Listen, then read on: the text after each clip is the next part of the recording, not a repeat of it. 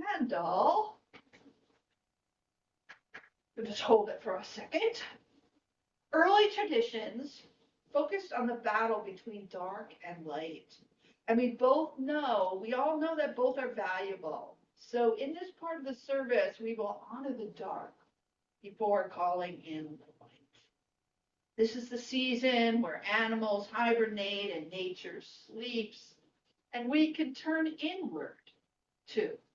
It is a precious time, and all precious times want preparation. So in preparation, I would love it if you would put your light down and then come and turn these lights off. There's a switch on the back. You can get up. What we want us to do? Yeah, let's turn them off. Yeah, and turn these guys off too.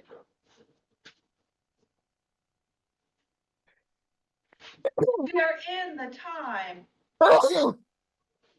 Pleasure. No, you could keep this. I'm sorry. I meant we should turn these guys off. Oh, okay. We're going into the dark. We're going into the dark. We are in a time of winter solstice, a time where those who are very attentive to the skies note that the sun, which has relentlessly moved southward on the horizon since last June, seems to pause in its journey before beginning to climb northward to the center again. Solstice is a time of pause. So pause, breathe, relax, be at peace. Spirit of winter, rest. Help us to enjoy your peace in this quiet place. Remind us to pause for this season. Grant us peace and awareness. Keep our gratitude fresh each day. So we're going to go into a litany. That's where you repeat the words. The light is retreating. Out of the winter cold, the light is retreating. From our deepest fears, the light is retreating. When we most despair, The light is retreating. when all seems lost, The light is retreating. when the earth lies waste, The light is is retreating. When the animals hide, the light is retreating. When the leaves are gone, the light is retreating. When the river is frozen, the light is retreating. When the ground is hard, the light is retreating. The world is in shadow and the light is retreating. Imagine the fear of the ancients noticing that the sun was sinking in the sky. The nights grew colder and the days shorter. Each day there was shrinking light until one day when the sun seemed to stand still. It was stationary, intentionally so. And then it turned around and the days got longer. With this intentional turnaround, the ancients were celebratory that the growing season would come again, that sustenance would be provided. According to the Talmud, the recordings of discussions and arguments of the early rabbis, the first person to notice the shrinking days was Adam, and he was afraid of the darkness and the darkness and chaos were returning. For 8 days he fasted, and when the sun returned, for 8 days he celebrated.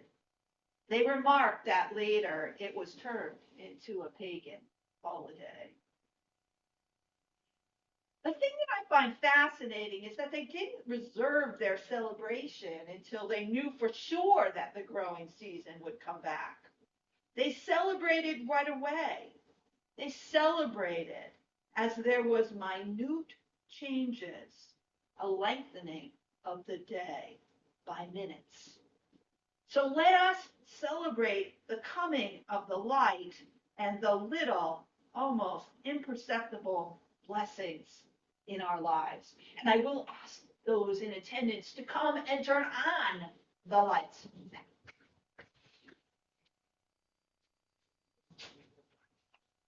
And with this, we'll have another litany.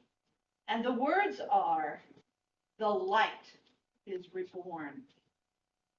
Out of winter's cold, the light is reborn. From our deepest fears, the light is reborn. When we most despair, the light is born. When all seems lost, the light is born. When the earth lies waste, the light is reborn. When the animals hide, the light is reborn. When the leaves are gone, the light is reborn. When the river is frozen, the light is reborn. When the ground is hard, the light is reborn.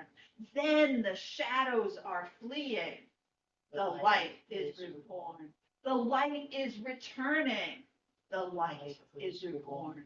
Warmth will come again, the light is reborn. Summer will be here once more, the light is reborn. Plants will grow, the light is reborn. Animals will emerge from their dens, the light is reborn. Life will continue, and the light is reborn.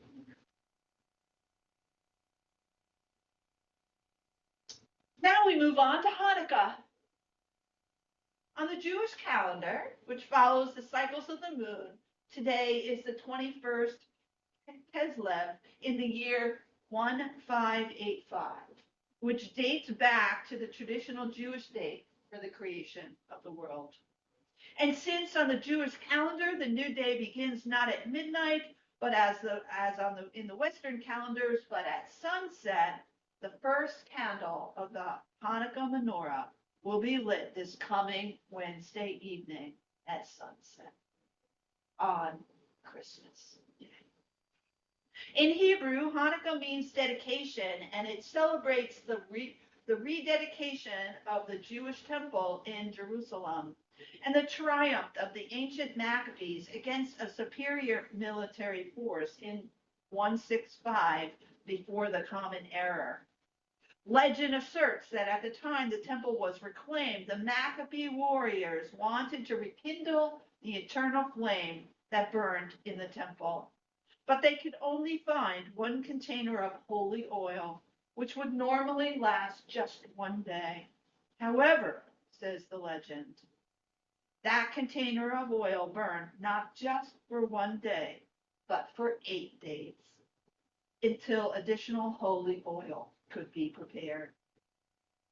In memory of that event, a special menorah is lit at this time of year that contains 8 candles plus a 9th servant candle in the middle of the menorah, called the Shemus. Thus, for 8 days of Hanukkah, each evening, Jewish families light a candle of the menorah and say a blessing to celebrate the triumph of freedom over persecution and of light over darkness. Now we can share the words of the next song, which is Light One Candle.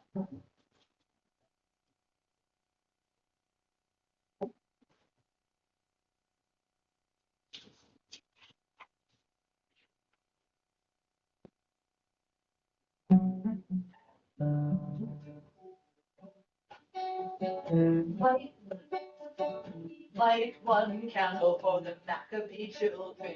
Give thanks that their light did in time. Light one candle for the pain they endured, for their right to exist was denied.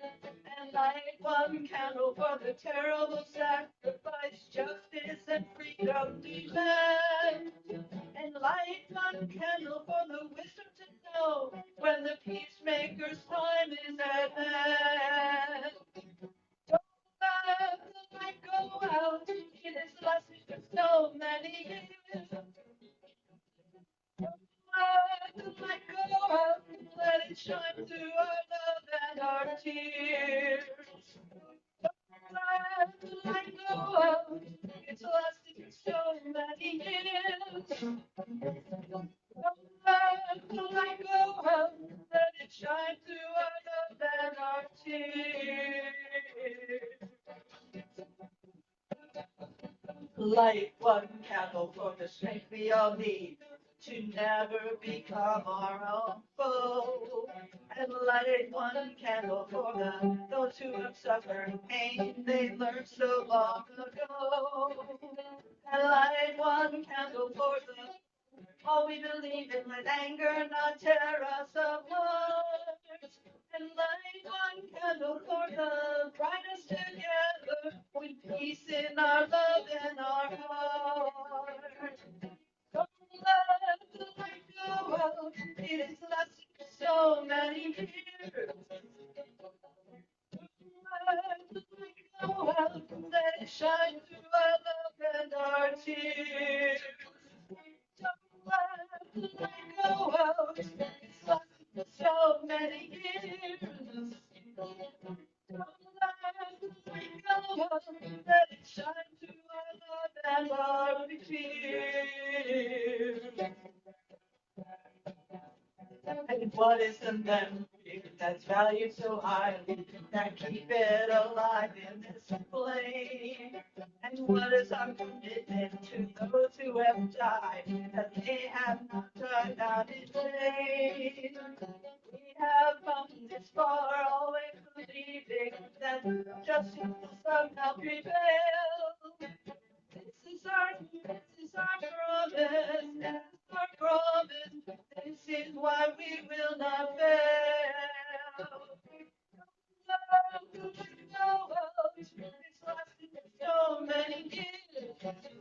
Don't let the light go out, let it shine through our love and our tears. Don't let the light go out, it's lasted so many years. Don't let the light go out, let it shine through our love and our tears. Don't let the light go out, don't let the light go out, don't let the light go out.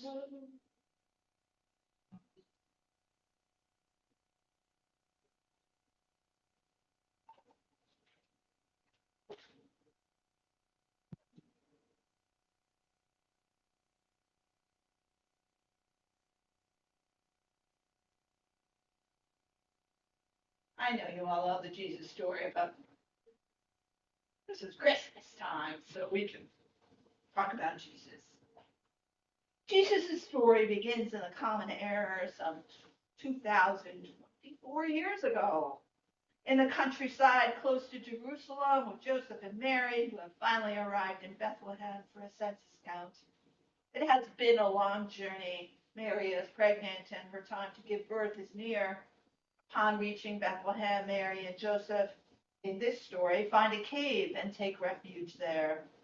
Joseph leaves Mary to find a midwife in the dark outside when Joseph and the midwife return. There is dark outside when Joseph and the midwife return. As they enter a cave, miracles abound. The whole space glitters with the light brighter than the lamps and the candles, brighter too than the sun. The infant is wrapped in swaddling clothes and has breastfed on the chest of its mother. When Joseph and the midwife see that light and the baby, they are astounded. Now, after Jesus was born in Bethlehem in Judea in the days of Herod the king, behold, wise men from the east came to Jerusalem, saying, "Where is he who is born the King of the Jews? For we saw his star when it rose and have come to worship him." And behold, the star that they had seen when it rose went before them until it came to rest over the place where the child was. When they saw the star, they rejoiced exceedingly with great joy. And going into the house, they saw the child with Mary, his mother, and they fell down and worshipped him. Then, opening their treasures, they offered him gifts, gold and frankincense and myrrh. And being warned in a dream not to return to Herod, they departed to their own country. by another way. Share the screen.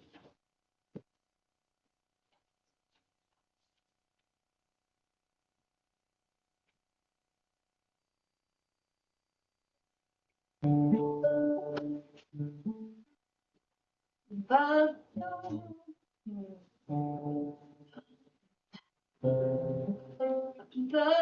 first Noel, the first Noel, the angels did say, was to certain poor shepherds in fields as they lay in meadows as they lay keeping their sheep while the cold winter's night that was so deep.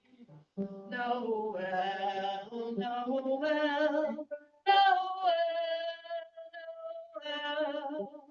Born is the King of Israel.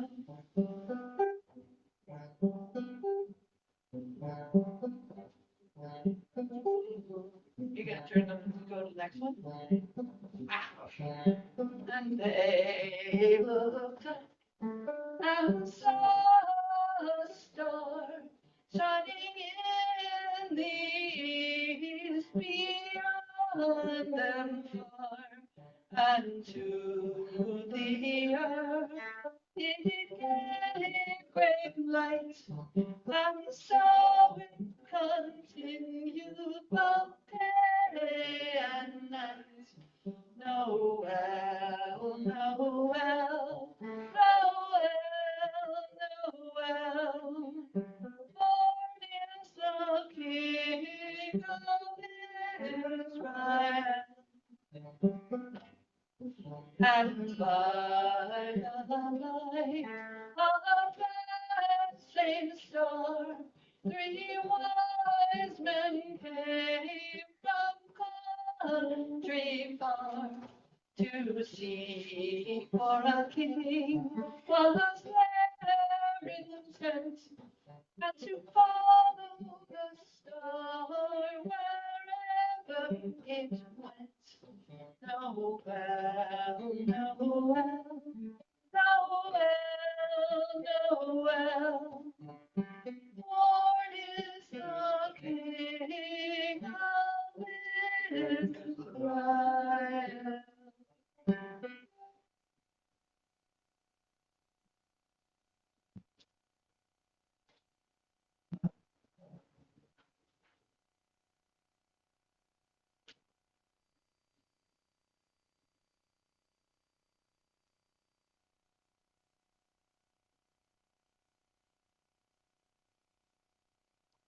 And this is the last story. It's called The Meaning of Life, and it's an excerpt from the Reverend Robert Fulton. During the Second World War, Germany paratroopers invaded the island of Crete. When they landed in Malami, the islanders met them bearing nothing other than kitchen knives and hay scythes. The consequences of resistance were devastating. The residents of the entire village were lined up and shot. Overlooking the airstrip today is an Institute for Peace and Understanding, founded by a Greek man named Alexander Papadakis. Papadakis was just 6 years old when the war started. His home village was destroyed and he was imprisoned in a concentration camp. When the war ended, he became convinced his people needed to let go of the hatred the war had unleashed. To help the process, he founded his institute at this place that embodied the horrors and hatred unleashed by that war. One day, at the end of a lecture, Papadakis asked, "Are there any questions?"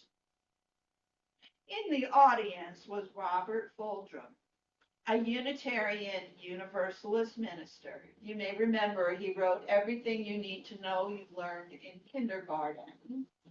And you also might know that he wrote another book that was named I Am on Fire When I Lay Down. In there, he writes, the usual laughter followed, and people started to go. Papadeus held up his hand and stilled the room and looked at me for a long time, asking with his eyes if I was serious, and seeing in my eyes that I was. I will answer your question, he said. Then taking his wallet out of his hip pocket, he fished into it and brought out a very small, round mirror, the size of a quarter. Then he said, when I was a small child during the war, we were very poor and we lived in a remote village. One day on the road, I found several broken pieces of mirror from a wrecked German motorcycle. I tried to find all the pieces and put them together, but it was not possible. So I kept only the largest piece, this one, and by scratching it on a stone, I made it round.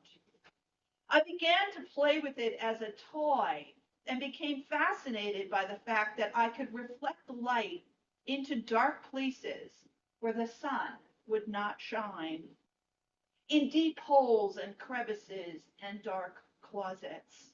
It became a game for me to get light into the most inaccessible places I could find.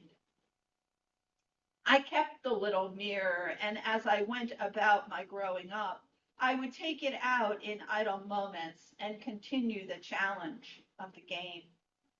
As I became a man, I grew to understand that this was not a child's game, but a metaphor for what I might do with my life. I came to understand that I am not the light or the source of the light, but light, truth, understanding, knowledge is there, and it will only shine in many dark places if I reflect it. I am a fragment of a mirror whose whole design and shape I do not know. Nevertheless, with what I have, I can reflect the light in the dark places of this world, into the black places of the hearts of men and women and people, and change some things in some people. Perhaps others may see and do likewise. This is what I am about. This is the meaning of my life. And then he took his small mirror and, holding it carefully, caught the bright rays of daylight streaming through the window and reflected them onto my face and into my hands, folded on the desk.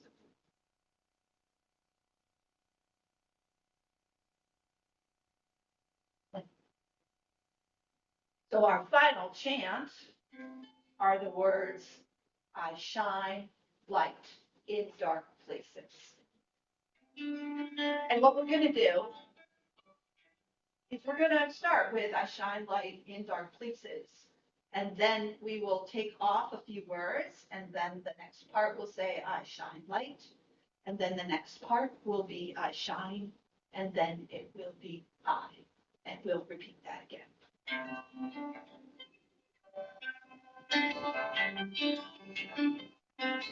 I shine light in dark places. I shine light in dark places.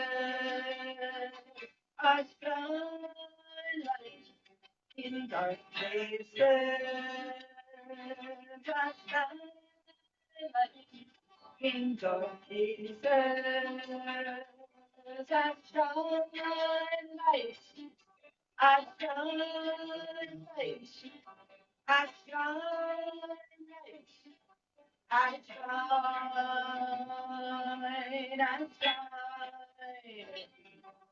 I shine. I shine I.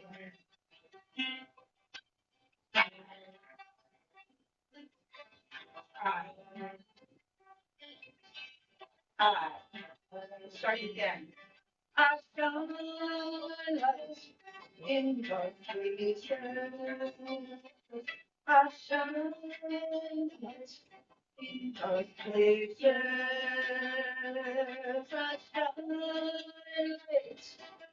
I shine light.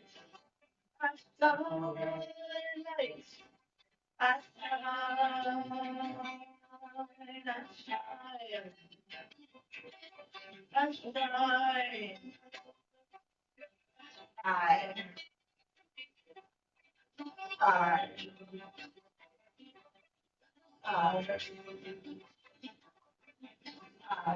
Now we're going to be really emphatic. We're going to put period. We're going to say period in between I shine light in dark spaces. I. Period. Shine. Light. Period. Period.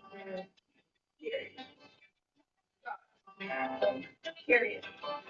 Spaces. Explanation.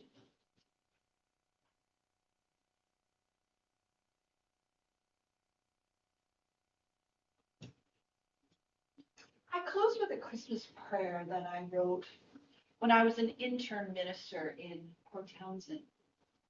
I was calling on this woman, Cindy, who was housebound, and I went to see her every week.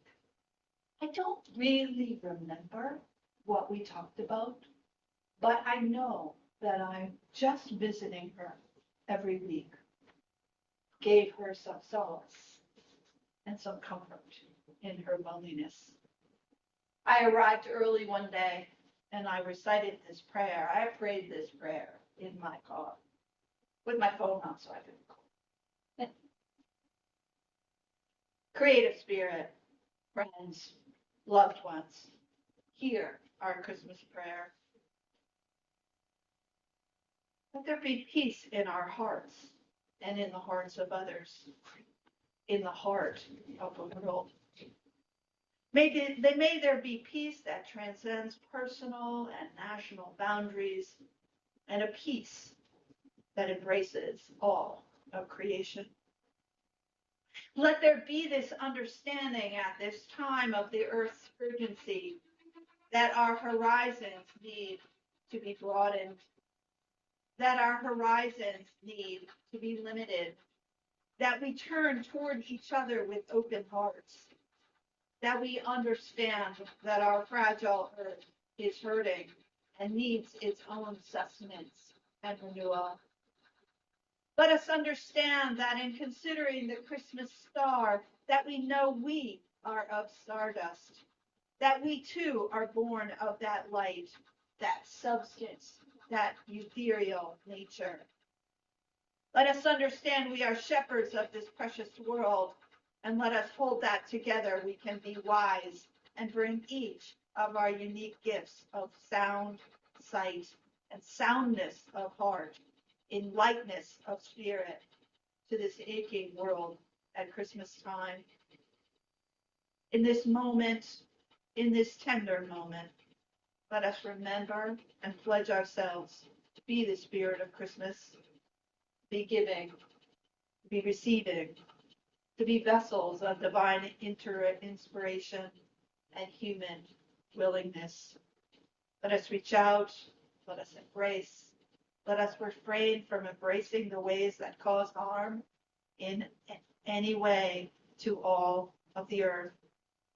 Let us celebrate that innocence can be born over and over again, and may we set aside our woundedness and our righteousness to humbly serve the world with a renewing spirit of hope, joy, and love. May there be peace in us and in each other, in our cities, in our state, in our country, in our hemisphere, in our world. Let us remember this as our Christmas prayer and our Christmas promise. Let us sit for a few minutes in silence and joyful anticipation of this peace working through us in the years, months, days, and moments ahead.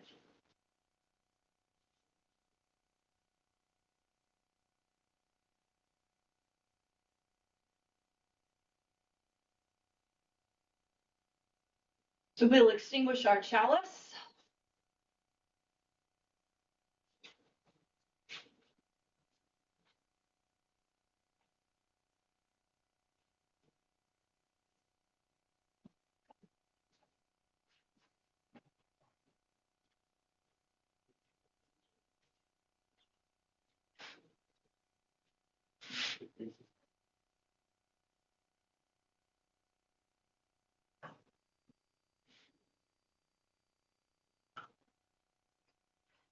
As we leave this holy space, go in peace, embraced by the light, the warmth of our gathering. Go in love, ready again to struggle on. Go in beauty, shining forth like a lamp for freedom.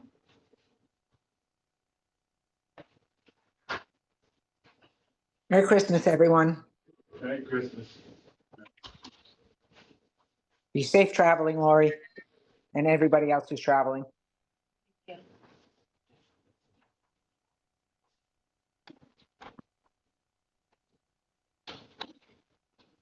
Any comments? Okay, thank you very much. See you all, I guess, in 2 weeks. Yes. Happy holidays, whatever you celebrate. We celebrate them all, so. I'm busy making Christmas cookies and kugel, what can I say? Nice. Okay. Blessings on your day.